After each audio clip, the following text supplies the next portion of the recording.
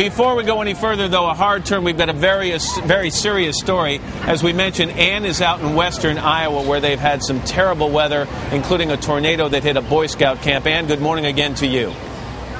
That's right, Matt. Good morning to you. Iowa is certainly being put to the test today. I'm at a staging area about 7 miles from that Boy Scout camp you mentioned, where a twister roared through last night around 6:35 p.m.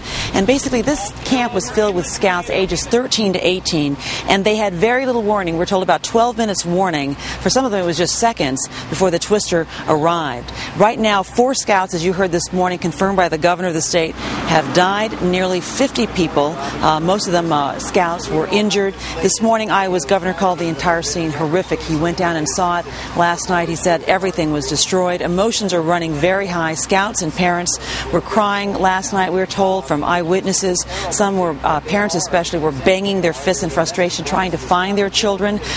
By this morning, many of them have found their children. One scout supervisor says some of the victims last night simply had no chance. It came that fast. And one of the young men this morning said that a large wall of brick came down on a lot of the kids, and that's what caused many of the deaths. Meantime, in the eastern part of the state of Iowa, there is extensive flooding. It is a huge problem here. Forecasters say it could reach historic proportions, record proportions. Flooding has forced thousands of Iowan residents to move to higher ground with rising waters and threatening entire towns. In one small town, in fact, all 600 residents have been forced to evacuate. The damage is across the Midwest, and it's in the hundreds of millions of dollars, and you could end up paying the price as well, because food prices are expected to go higher as a result of this, because much of the flooded areas are farmlands, Matt.